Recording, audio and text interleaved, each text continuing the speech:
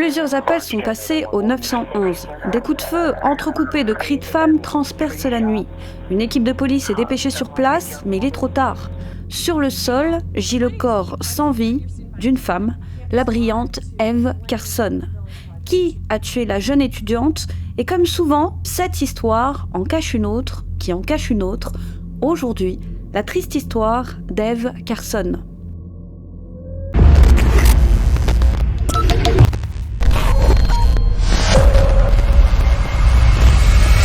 Comme toujours, n'hésitez pas à liker la vidéo et à vous abonner si ce n'est pas déjà fait. La belle Eve a vu le jour le 19 novembre 1985 à Athens, en Géorgie, aux États-Unis. Elle a un frère et des parents aimants.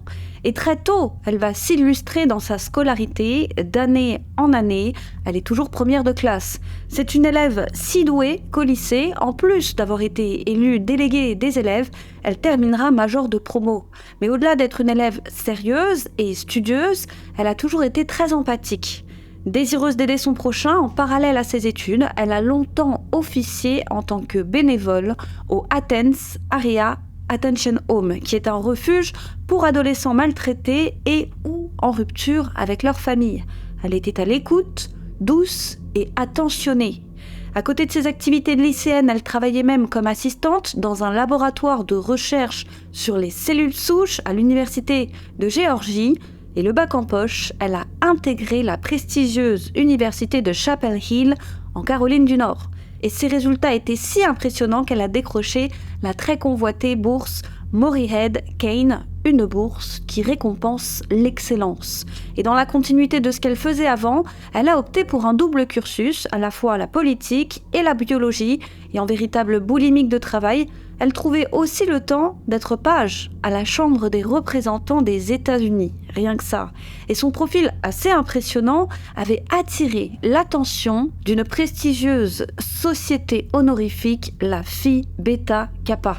C'est la société honorifique la plus prestigieuse des États-Unis, sûrement car c'est la plus sélective. Si vous aviez la chance d'être repéré, c'est que vous faisiez partie de la crème du pays. Des élèves les plus doués de votre génération. Un avenir professionnel fastueux attend généralement les heureux élus qui doivent avoir, en plus de leurs capacités hors normes, je cite, une bonne moralité. Lors de son cursus, Eve a continué de s'illustrer dans de très nombreux domaines, s'engageant à corps perdu dans la lutte contre la faim. Elle décrochera également le prestigieux titre de représentante des étudiants de l'université de Chapel Hill. On pourrait encore passer des heures à parler de son palmarès. Elle était sportive, bénévole dans d'autres structures encore. Et d'ailleurs, il faut savoir que beaucoup d'élèves américains font de l'associatif dans le but d'intégrer une université prestigieuse. Puis ils lâchent parce qu'ils ont eu ce qu'ils voulaient, à savoir un diplôme, et qu'il fera ensuite le reste. Mais pas Eve. Elle était sincère dans ses activités de bénévole. Bref, ce qu'il faut retenir, c'est que c'était quelqu'un de bien qui se battait pour les autres et qui a un avenir des plus brillants l'attendait, elle qui voulait plus tard devenir médecin. Elle a tout pour elle. Elle était jolie, populaire, brillante, altruiste et même drôle. Mais sa vie va basculer l'année de ses 23 ans. À cette époque, fraîchement diplômée en politique et en sciences avec une spécialisation en médecine, elle vient tout juste de décrocher un emploi de consultante en gestion chez le prestigieux McKinsey & Company. Bien qu'elle prévoyait en parallèle de poursuivre plus encore ses études en rejoignant un cursus de santé publique, de politique et ou de droit, son cœur balançait encore. Mais la pauvre n'en aura pas le temps. Le mercredi 5 mars, aux petites heures du matin, le service des urgences de la police reçoit plusieurs appels inquiétants.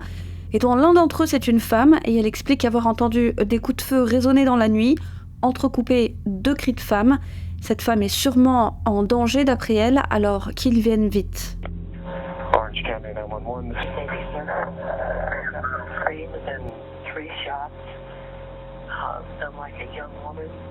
Okay, you said you heard gunshots? 3 gunshots. How long ago did this happen? 5 seconds. And you said you heard a female scream? 3 guns down. Did anything like this ever happen before? I've heard gunshots before. I don't think I've heard screaming. Il est alors aux alentours de 5 heures du matin lorsqu'une patrouille se précipite sur les lieux et effectivement, À l'intersection de Hillcrest Circle et Hillcrest Road à Chapel Hill, les policiers trouvent le corps sans vie d'une jeune femme. La pauvre vient tout juste d'être abattue et cette jeune femme, vous l'aurez compris, c'est Eve. Mais à ce moment, personne ne le sait encore car personne dans l'entourage d'Eve n'a remarqué sa disparition. Ce n'est que quelques heures plus tard qu'ils signaleront sa disparition et que la police fera le lien et que ses colocatrices viendront identifier le corps. La pauvre a reçu 5 balles. Une sur l'épaule droite, de dos, une autre sur la fesse, une autre au bras droit. Elle a des traces de sang dans ses poumons, ce qui indique qu'elle était toujours en vie à ce moment-là. Elle a encore reçu une autre balle en plein visage, en l'occurrence dans la joue, et une dernière, celle qui lui sera fatale, tirée sur la tempe. On sait que Eve était toujours en vie car elle a eu le temps de protéger son visage avec sa main et de tourner la tête. La balle, tirée d'un puissant calibre, a traversé sa main pour ensuite se loger dans sa tempe. On ne lui a laissé aucune chance, et a priori elle n'a pas été agressée sexuellement. Et la police va être confuse lorsqu'elle va commencer à interroger l'entourage d'Eve, car aux dernières nouvelles, dans la soirée donc du 4 mars au soir, la studieuse Eve était tranquillement en train de travailler chez elle. Ce soir-là, ses colocatrices étaient parties boire un verre et Eve avait décliné l'invitation pour justement rester travailler. On sait qu'elle a ouvert son dernier email à 3h37 du matin, le 5, mais depuis, plus rien. Elle s'est comme volatilisée. Peut-être alors avait-elle décidé de rejoindre ses amis qui étaient dans un bar non loin de là. Peut-être avait-elle un rendez-vous galant improvisé. L'a-t-on kidnappée directement chez elle? Impossible de le savoir. La première chose que vont remarquer les enquêteurs, c'est que sa voiture a disparu, une Toyota Highlander bleu foncé. Mais par chance, sa voiture est non loin de chez elle. Elle a été abandonnée à seulement quelques pâtés de maison de là. Et les enquêteurs comprennent rapidement que quelque chose cloche. De toute évidence, quelqu'un a nettoyé l'habitacle, puisqu'il n'y a aucune empreinte dans l'habitacle, pas même celle d'Eve. Seul élément de preuve, côté passager, il y a un ticket de distributeur datant de cette nuit avec une empreinte partielle de chaussures dessus. Dès lors, les enquêteurs vont s'intéresser aux images de vidéosurveillance des distributeurs des environs dans l'espoir de retracer l'itinéraire de la jeune femme. D'autant plus qu'il y a eu 2 retraits de $700 de son compte ainsi qu'une autre tentative de retrait infructueuse car le plafond journalier avait été dépassé. Et tout ça, bien évidemment, effectué dans la nuit. Et dans la foulée, les journalistes s'emparent de l'histoire. La nouvelle de sa mort bénéficiera d'une attention médiatique sans précédent. Déjà, la jeune fille était une figure de la ville. Son palmarès lui avait valu de son vivant une certaine popularité. Son profil aussi, elle était volontaire, généreuse. C'était comme si le diable s'en était pris à la personne la plus angélique qui soit. Le visage d'Eve apparaît à la télévision, dans les journaux, on parle d'elle à la radio, et la population exige des policiers qu'ils bouclent cette enquête rapidement, ce qu'ils feront d'ailleurs, tant les bourreaux étaient de véritables amateurs, mais non sans mal, il faut le dire. Dans les jours qui vont suivre, les policiers vont rester très discrets sur leurs investigations, scellant par exemple le rapport d'autopsie et ne diffusant qu'au compte-gouttes certaines informations, uniquement celles susceptibles de faire avancer l'enquête. Déjà, ils vont demander à la population si quelqu'un a aperçu la voiture d'Eve dans les rues de Chapel Hill le 5 mars aux petites heures du matin. Les policiers vont alors connaître quelques avancées. Tout d'abord, le téléphone d'Eve est retrouvé près d'un centre commercial, non loin de chez elle. Malheureusement, il n'apportera rien de concluant à l'enquête. Puis c'est le témoignage d'une femme, une certaine Caroline, une jeune fille qui vient de terminer ses études, qui va venir aiguiller un peu plus l'enquête. Elle va raconter ce qui lui est arrivé justement le 5 mars, aux alentours de 3h30 du matin. Elle explique qu'elle était à l'arrêt dans son véhicule en train de parler avec son petit ami au téléphone. Elle était alors dans la rue perpendiculaire à celle du domicile d'Eve. Elle a aperçu 2 jeunes hommes noirs, ils se tenaient là, debout, et la fixaient intensément. Puis ils ont commencé à avancer vers elle. Et c'est sans attendre qu'elle avait démarré en trombe son véhicule. Elle a déclaré, je cite, « Il n'a fallu que quelques secondes avant que j'aie vraiment peur et que je m'en aille. » Mais malheureusement, Caroline ne donnera pas l'alerte. Or, si elle avait ne serait-ce qu'appelé les autorités, Ces 2 hommes auraient été au minimum fouillés, comme les policiers ont l'habitude de le faire en pareilles circonstances, et cette simple fouille aurait conduit à leurs arrestations dans la mesure où, vous le verrez plus tard, ils étaient armés et en probation. Or, il leur était à l'un comme à l'autre interdit de posséder une arme. Bref, en fuyant les lieux, Caroline les a vus s'engager dans une autre rue qui n'est autre que celle où habite Eve. Les enquêteurs se disent qu'ils tiennent là quelque chose, puis, dans les 48 heures suivant le meurtre, il y a du nouveau sur le compte bancaire d'Eve. 2 autres retraits de 700 $ sont effectués avec sa carte. Son portefeuille n'ayant jamais été retrouvé, les enquêteurs savent désormais qu'il est probablement entre les mains de son ou ses kidnappeurs. Et bientôt, ils vont faire une avancée plus drastique encore. L'étude minutieuse des distributeurs de la ville va enfin porter ses fruits. Les policiers vont pouvoir, tour à tour, diffuser 2 photos de personnes d'intérêt. La première, c'est celle-ci. Elle a été prise au moment où a été effectuée une tentative de retrait. On peut y voir un jeune homme portant une casquette de baseball ainsi qu'un sweatshirt à capuche, utilisant la carte d'Eve à un guichet automatique et conduisant un SUV susceptible d'être la Highlander Toyota d'Eve. Et sur le cliché, les détectives croient qu'une forme sombre sur la photo peut être un passager masculin sur le siège arrière. Et à côté de cette forme sombre, il y a peut-être Eve. Impossible de le savoir, on ne voit rien, c'est hors du champ de la caméra. Les policiers exhortent alors la population de se manifester si quelqu'un reconnaît cette personne, puis quelques jours plus tard, ils vont divulguer un autre cliché. Ils expliquent qu'il s'agit là d'une autre personne d'intérêt. Ce cliché avait été pris après le meurtre, lors d'un des retraits qui a suivi le meurtre. Une récompense de 25 000 $ est alors offerte à toute personne, permettant l'identification et l'arrestation de ces personnes. Et ça va marcher, puisque les appels vont affluer. Plusieurs de leurs proches les reconnaissent et contactent les autorités. Ce sont là 2 jeunes hommes. Celui du premier cliché, c'est Lovett. Lawrence Alvin Lovett Jr. de son vrai nom, il est âgé de seulement 17 ans. Quant au deuxième, c'est Rio, de son vrai nom Demario James Atwater. Il est âgé, lui, de 21 ans. Et ils sont bien connus des services de police, malgré leur jeune âge.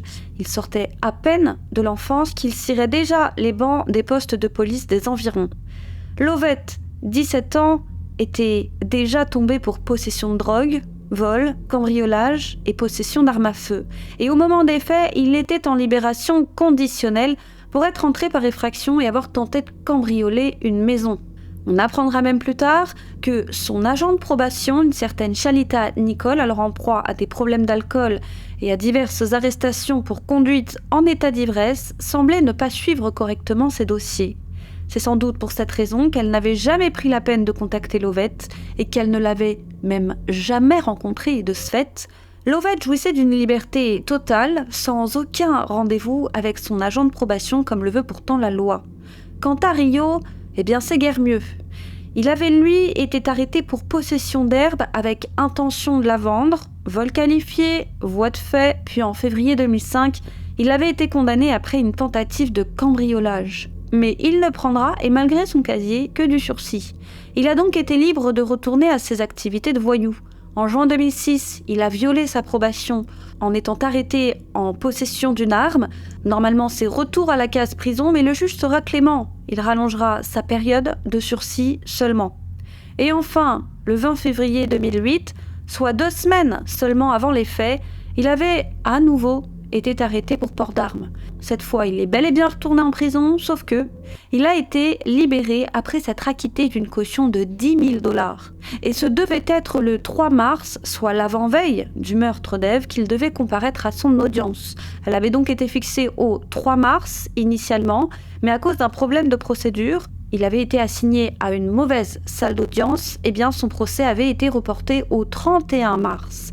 Et en attendant, il était soumis à un couvre-feu et avait l'interdiction de quitter son domicile la nuit, ce que Rio n'a bien évidemment jamais fait, et sans bracelet électronique qui pouvait bien vérifier qu'il respectait ces conditions. Les policiers arriveront sans trop de mal à les interpeller, Rio sera le premier, nous sommes alors le 12 mars 2008, soit 7 jours seulement après les faits. Lorsque Lovett a appris pour l'arrestation de Rio, il a appelé McNeil, un ami à lui qui n'hésitera pas d'ailleurs à le balancer, mais on verra ça en détail plus tard. Lovett l'a appelé pour le supplier de le cacher chez lui, mais ce dernier refusera et n'ayant nulle part où se cacher, il sera interpellé le lendemain, soit le 13 mars. Et comme les deux sont de toute évidence les deux hommes capturés par les images de vidéosurveillance, les policiers savent qu'ils viennent, en quelque sorte, de boucler leur enquête. Et à l'aide de McNeil, de la petite amie de Lovett et des aveux de Rio, les policiers vont rapidement réussir à reconstituer les événements. Voici donc ce qu'il s'est probablement passé la soirée du 4 mars ainsi que du 5 mars à l'aube. Ce soir-là, Rio est sorti avec son ami Lovett. Et comme il s'ennuie, Lovett a l'idée d'aller se faire un peu d'argent. Pourquoi ne pas aller détrousser quelqu'un comme il l'a fait de nombreuses fois auparavant ? Ça les occupera et ils se feront un peu d'argent par la même occasion. Ils veulent aller du côté de Chapel Hill, le quartier regorge d'étudiants friqués, se disent-ils, mais le problème, c'est qu'ils n'ont pas de voiture. Qu'à cela ne tienne, il contacte un ami à lui, Jason McNeil. Lui a une voiture, il pourra les y conduire. Mais Jason McNeil, ça ne lui dit rien, il décline l'invitation.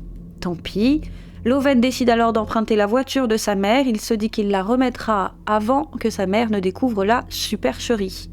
Ils se mettent alors en route, direction Chapel Hill. Arrivés là-bas, ils garent leur véhicule et rôdent à la recherche d'une proie. Et c'est là qu'ils repèrent Caroline. Mais Caroline sent le traquenard et démarre en trombe. Ils tournent alors à l'intersection, dans la rue d'Ève, qui finit alors de travailler sur son ordinateur. Dans la foulée, elle se met en route. Il est aux alentours de 3h40 du matin. On pense qu'elle s'en allait rejoindre ses amis dans le fameux bar où elles étaient. Et peut-être qu'elle s'en allait faire autre chose. On ne sait toujours pas précisément ce qu'elle allait faire ce soir-là. Néanmoins, c'était quelqu'un de très actif. Qu'il n'y a rien d'étonnant à cela. Quoi qu'il en soit, elle se dirige vers son SUV et ne voit pas Lovett et Rio qui, eux, pourtant, l'ont repérée. « C'est bon, c'est la bonne », se disent-ils. Ils foncent sur elle au moment où elle s'apprête à se mettre au volant. Et elle n'a le temps de rien, elle est alors propulsée sur la banquette arrière de sa propre voiture. Pendant ce temps, Lovett s'engouffre derrière le volant. Quant à Rio, il tient fermement Eve derrière, lui braquant un pistolet sur la tempe. Si elle fait un seul bruit, lui dit-il, il va la tuer. Les deux hommes ont un plan en tête, ils veulent retirer un maximum d'argent avec la carte d'Eve. Et c'est sans difficulté qu'ils lui soutirent ses codes de carte bleue. Elle leur dit même qu'ils peuvent prendre ce qu'ils veulent pourvu qu'ils la laissent en vie. Lovett va alors se diriger vers un premier distributeur, et pendant ce temps, Rio ne peut s'empêcher de remarquer la beauté de leur otage. On dirait que le hasard fait bien les choses, s'est-il probablement dit. Alors il va commencer à l'agresser sexuellement. Il balade ses mains où bon lui semble, à travers ses vêtements, puis sous ses vêtements. C'est McNeil qui l'expliquera aux enquêteurs car Lovett se confiera plus tard à lui. Et la pauvre Eve est démunie, elle est littéralement à la merci de ses ravisseurs. Mais elle fera preuve d'un sang-froid incroyable. C'est à 3h55 que le groupe arrive au premier distributeur. C'est celui du centre commercial de l'université de Chapel Hill. Et la tentative de retrait sera un succès. Ils arrivent à retirer $700. Mais le distributeur refuse de donner plus d'argent. Direction donc le deuxième distributeur. Les deux jeunes hommes se disent que chaque retrait doit être plafonné. Et ils ont raison, ils pourront à nouveau retirer $700 dans un autre distributeur. Et c'est lors de leur périple qu'ils seront capturés par les caméras de vidéosurveillance. Sur la route, Eve tente de les raisonner. Elle leur dit qu'ils ne sont pas obligés de faire ça, qu'ils peuvent bien prendre sa carte et les laisser partir. Ainsi, ils auront tout le temps de payer sa carte. Mais les deux hommes ne l'écoutent pas. Et probablement que Rio continue d'abuser de la jeune femme.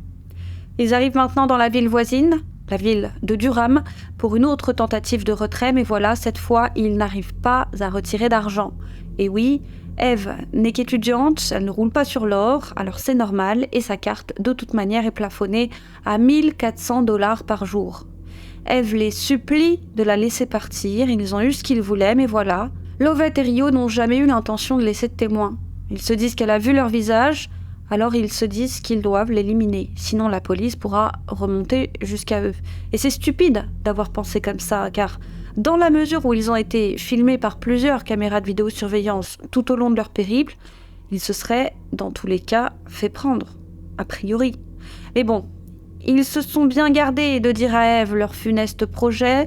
Il ne faudrait pas faire paniquer la victime, il faut qu'elle reste calme, docile. Alors Lovett conduit jusqu'à une zone boisée à la sortie de la ville, une zone se situant à peine 1 kilomètre de l'université.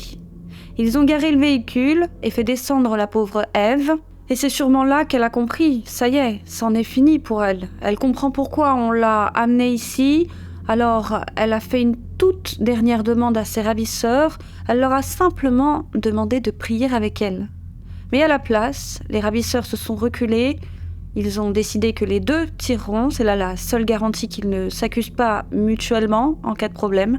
Et Eve recevra au total 5 balles. Pour rappel, une sur l'épaule droite de dos, une autre sur la fesse. À ce moment, la pauvre s'effondre. Elle recevra aussi une balle au bras droit. Elle n'est toujours pas morte. Elle hurle, elle supplie, elle regarde ses ravisseurs et pour toute réponse, on lui tire une autre balle en plein visage, dans la joue. Mais Eve ne meurt toujours pas. Rio s'est alors avancé jusqu'au-dessus d'elle et c'est ce 5e tir qui l'achèvera, celui tiré avec un fusil de chasse à canon scié.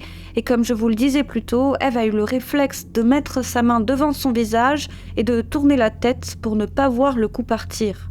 La balle lui traversera la main droite pour venir se loger dans sa tempe. Voilà, Eve est morte et le kidnapping aura duré au total 90 minutes.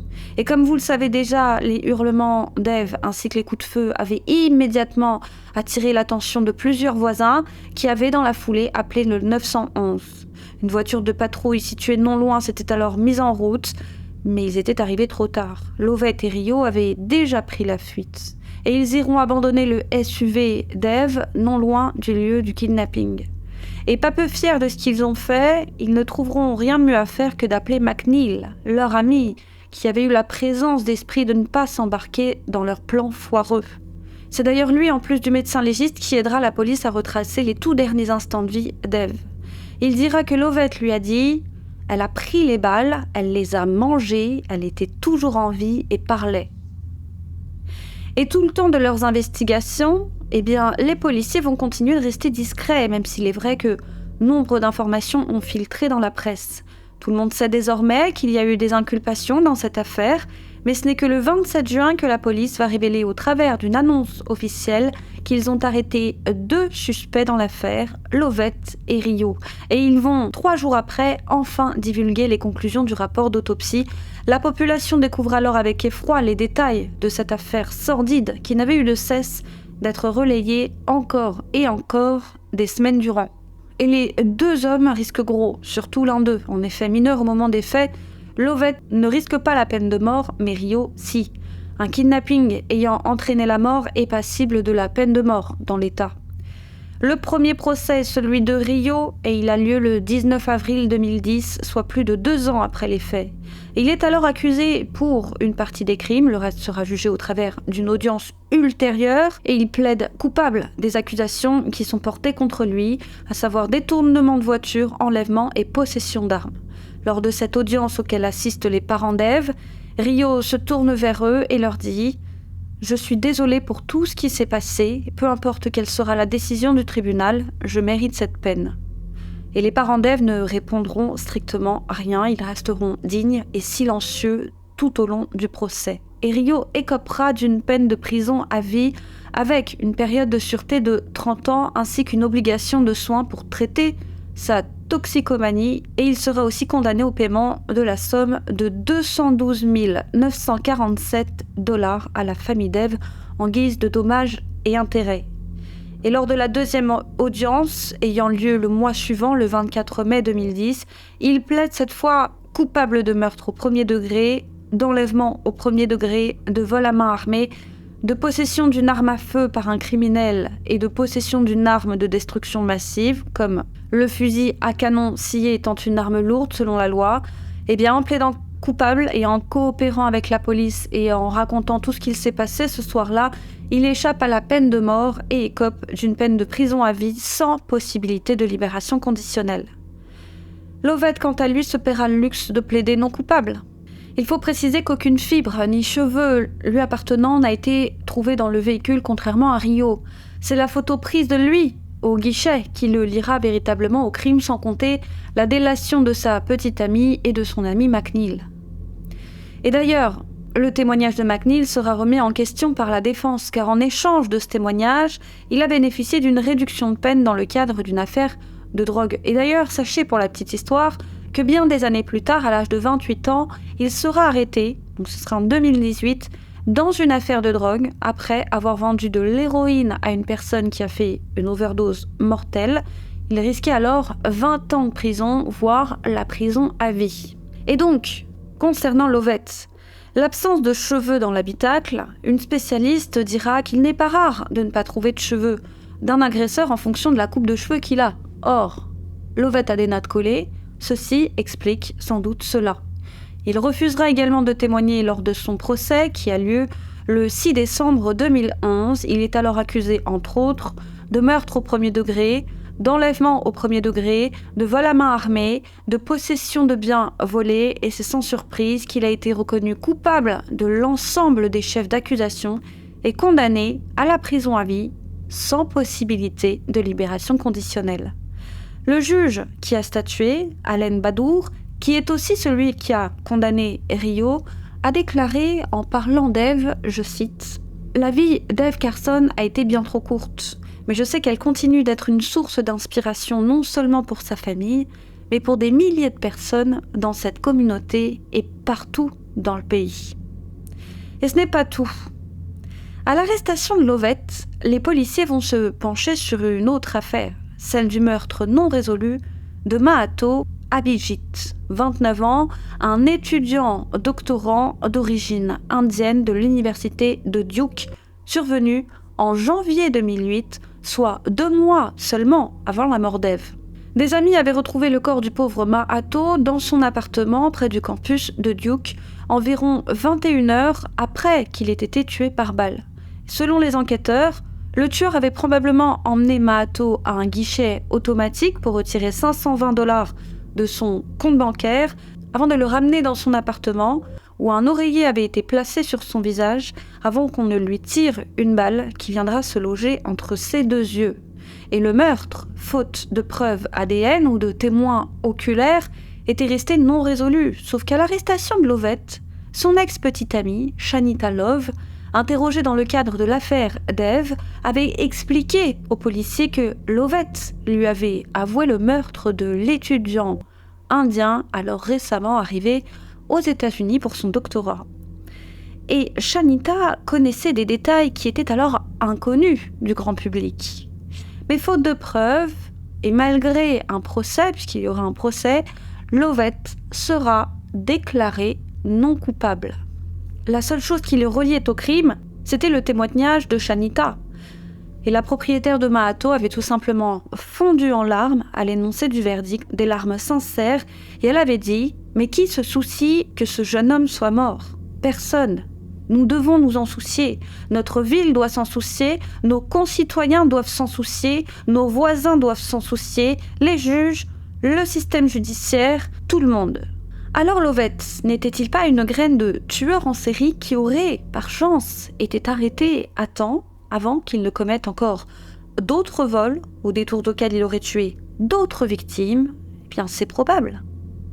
Mais il y a un mais dans l'affaire d'Eve Carson. Alors qu'on pensait l'affaire terminée, elle sera relancée de plus belle concernant Lovett.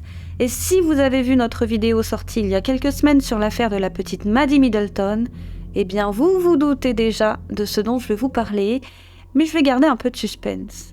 Et pour mieux comprendre, il faut s'intéresser à 2 autres affaires, celle de Kentrell Jackson et celle d'Evan Miller.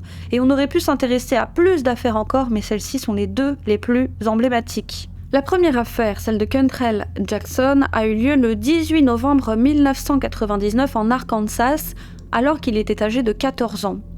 Avec 2 de ses cousins, sensiblement du même âge, il s'est rendu dans un vidéoclub avec la ferme intention de voler la caisse. Lui a fait le guet à l'extérieur pendant que ses 2 cousins, armes à la main, ont pénétré dans le vidéoclub. Mais comme les choses traînaient en longueur et qu'il n'y avait pas âme qui vive à l'horizon, eh bien, Cantrell était rentré dans le magasin pour voir ce qu'il se passait. Et c'est à ce moment que l'un des adolescents, Derek Shields, âgé lui aussi de 14 ans, a tiré sur l'employé du magasin, le tuant sur le coup. Puis les adolescents s'étaient enfuis avant d'être confondus peu de temps après. Même s'il a été prouvé que Cantrell n'avait pas tiré, sa simple présence dans le vidéoclub, à ce moment, lui avait valu d'écoper d'une peine de prison à vie, sans possibilité de libération conditionnelle. Voici la première affaire.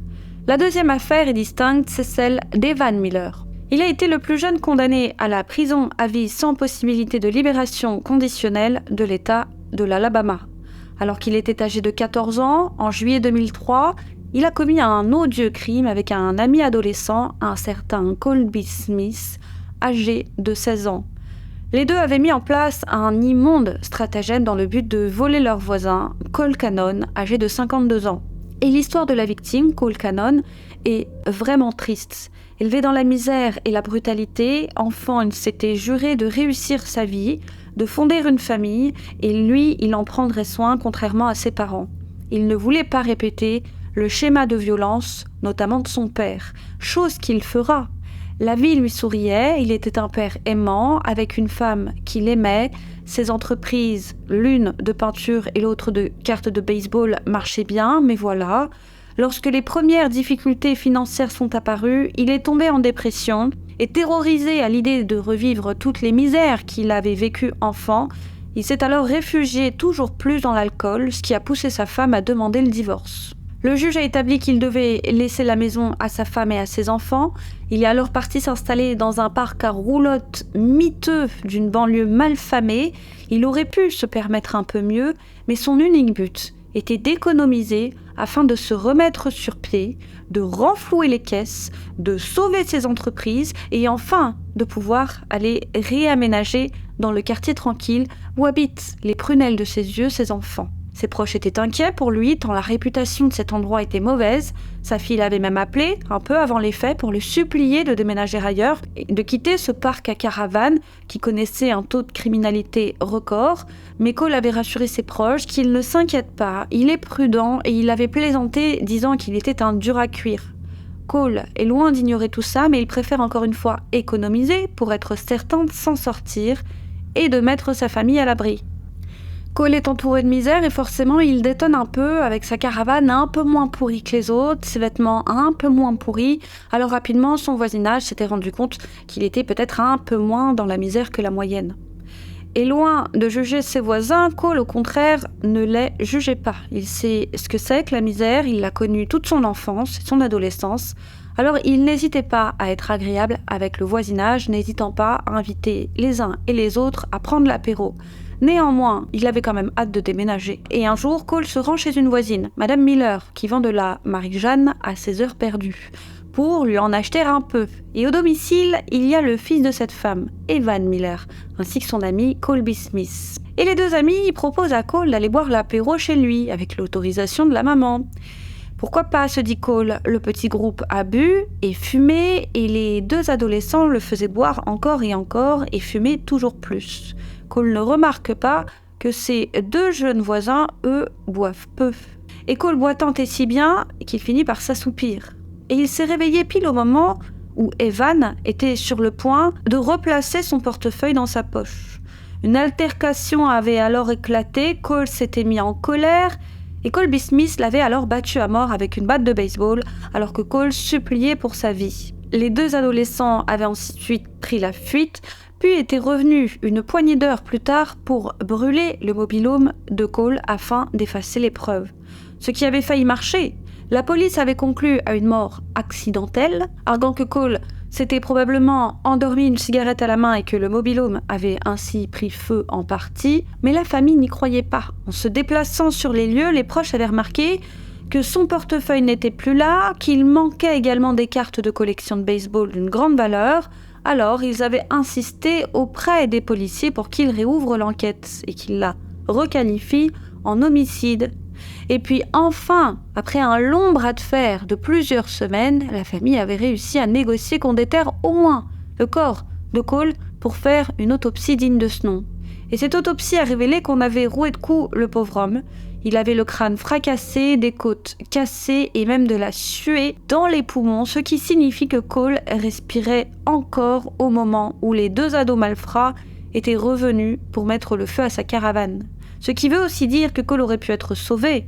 Il a survécu des heures durant. Il n'y avait alors plus aucun doute pour les policiers, il s'agissait bien là d'un homicide.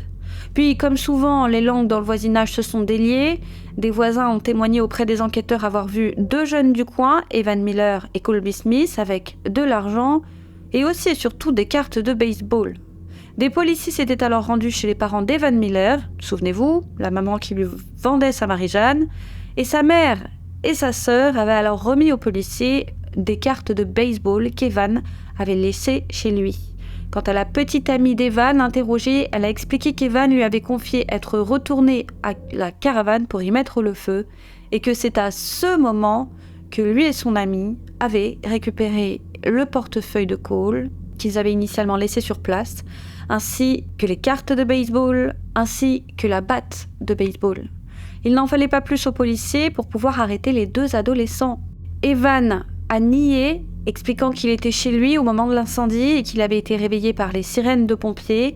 Puis finalement, les 2 adolescents étaient passés aux aveux et il apparaît qu'ils avaient, en plus d'utiliser la batte de baseball pour frapper le pauvre homme qui suppliait de rester en vie, il apparaît qu'Evan lui-même s'était joint à son acolyte en utilisant ses poings. Il était même allé jusqu'à mettre une tête d'oreiller sur le visage de Cole et lui avait dit pendant le passage à tabac: « Cole, je suis Dieu, je suis venu pour prendre ta vie. » Et la suite, vous la connaissez. Colby Smith s'en était sorti avec une peine de prison à vie avec possibilité de libération sur parole. Il avait pu bénéficier d'un arrangement en échange de son plaidoyer en culpabilité, mais Evan Miller avait plaidé non coupable, estimant que ce n'était pas lui qui avait roué de coups Cole. Il n'avait donc selon lui rien à voir avec le meurtre de Cole et que donc tout était de la faute de son ami.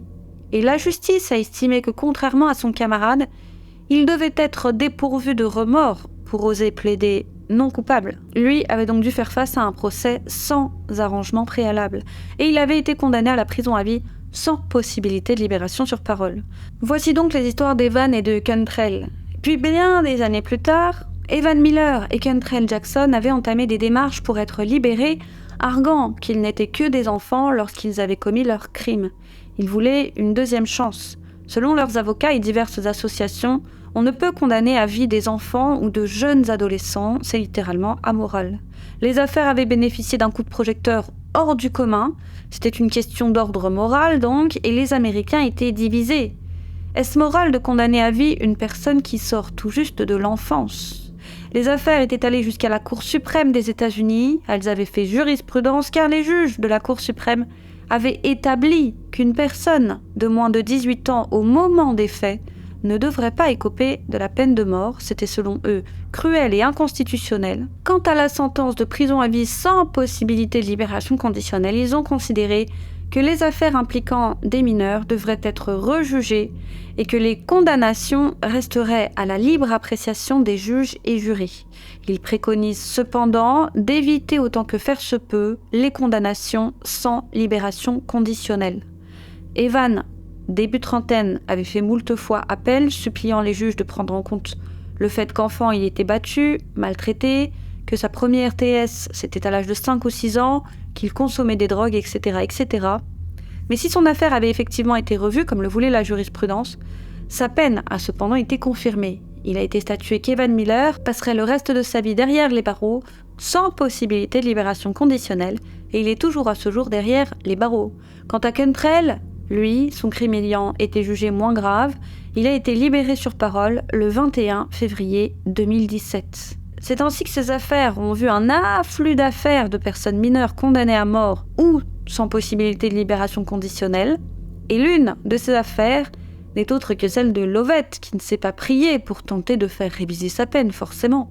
Et c'est ainsi que le 5 février 2013, la Cour d'appel de Caroline du Nord a annulé la peine d'emprisonnement à perpétuité de Lovett, mineur au moment des faits, arguant que l'affaire devait être rejugée. En juin 2014, s'est alors ouvert le procès de Lovett, procès au cours duquel il a déclaré, je cite, « Vous savez, les gens font des erreurs, personne n'est parfait et je ne suis pas le monstre que vous pensez que je suis. Quant au procureur, il a déclaré que Lovett était un prédateur calculateur qui ne se souciait pas des conséquences de ses erreurs et qui n'avait qu'une seule préoccupation dans la vie, lui-même, et que jamais on ne devrait prendre le risque qu'il fasse un jour une autre victime. Il a donc demandé à nouveau une peine d'emprisonnement à vie sans possibilité de libération sur parole. Et le juge donnera raison au procureur et condamnera Lovett à une peine de prison à vie sans possibilité de libération sur parole. En toute logique, Lovett a fait appel, toujours en 2014, mais l'appel a confirmé la peine, car il a été mis en évidence que Lovett avait peut-être été impliqué dans le meurtre de Ma Hato. Et la cour d'appel avait alors fait fi de la recommandation de la Cour suprême et confirmé la prison à vie sans possibilité de libération conditionnelle. Car encore une fois, cette jurisprudence ne garantit pas pour autant qu'un mineur ne sera plus condamné à vie sans possibilité de libération sur parole. Elle garantit seulement que les juges devront désormais tenir compte dans leurs décisions de la jeunesse des accusés. Ça doit constituer un facteur atténuant et ça doit donc pencher sur la balance au moment de prononcer une éventuelle peine d'emprisonnement à vie sans possibilité de libération conditionnelle. Et depuis, Lovett ne semble pas s'être calmé, c'est tout le contraire même. Il a un profil que les spécialistes qualifient d'inquiétant et de particulièrement violent. Il a été impliqué dans 7 infractions, alors même qu'il séjournait derrière les barreaux: menaces à agents, désobéissance, insultes, participation à des activités de gang, possession de substances, etc. etc. Ainsi, Lovett a continué ses méfaits derrière les barreaux. Eve, quant à elle, a reçu à titre posthume le prix du chancelier pour la femme la plus remarquable de la classe senior et le prix Distinguished Young Alumnus de la General Alumni Association. Voilà, c'est tout pour aujourd'hui. Voyez comme une histoire peut en cacher une autre qui peut être reliée à d'autres histoires. N'hésitez pas à liker cette vidéo si vous appréciez notre travail, à vous abonner si ce n'est pas déjà fait, à nous suivre sur nos réseaux sociaux, les YouCrime Sisters. Quant à moi, je vous dis à très vite sur YouCrime pour une autre triste histoire.